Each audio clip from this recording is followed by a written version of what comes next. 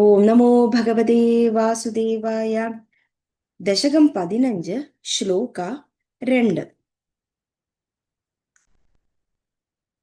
പ്രകൃതിം മഹദഹങ്കാര ച മാത്രാക ച ഭൂതാനി അഭീഹൃത് അഭീദസാക്ഷി പൂരുഷഃ പഞ്ചവിംശഃ ഇതി വിദിത വിഭാഗഃ മുച്യതേ അസൗ പ്രകൃത്യാം കപിലത്തനുഃ ഇതി ത്വം ദേവഹൂത്യൈനഗാദീഃ.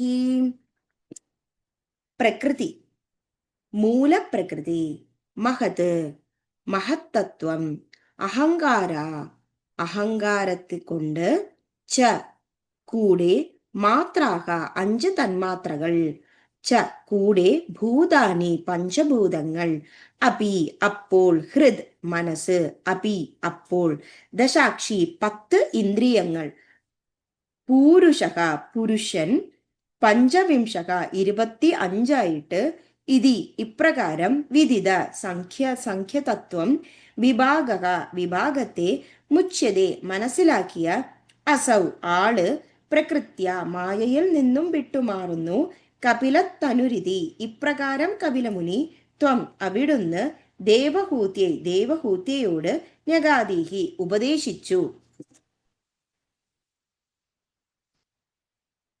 അപ്പോൾ ഈ ദശകത്തിൽ കപിലോപദേശത്തെ കുറിച്ചാണ് പരാമർശിക്കുന്നത്. അപ്പോൾ എന്തൊക്കെയാണ് കപിലമുനി പറഞ്ഞു കൊടുത്തത് ദേവഹൂതിയോട്? മൂലപ്രകൃതിയെക്കുറിച്ചും മഹത്തത്വത്തെക്കുറിച്ചും അഹങ്കാര തത്വത്തെക്കുറിച്ചും 5 തന്മാത്രകളെക്കുറിച്ചും. അതായത് എന്തൊക്കെയാണ് ആ തന്മാത്രകൾ? നമുക്ക് ശ്രവിക്കുവാൻ വേണ്ടിയുള്ള കാത്, കാണുവാൻ വേണ്ടിയുള്ള കണ്ണ്, നമുക്ക് മണം അറിയുവാൻ വേണ്ടിയുള്ള മൂക്ക്, അതുപോലെ സംസാരിക്കുവാൻ വേണ്ടിയുള്ള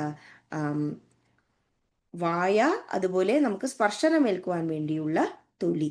ഇങ്ങനെ 5 തന്മാത്രകളും പഞ്ചഭൂതങ്ങളും, അതായത് ഭൂമി, വായു, അഗ്നി, ജലം, ആകാശം.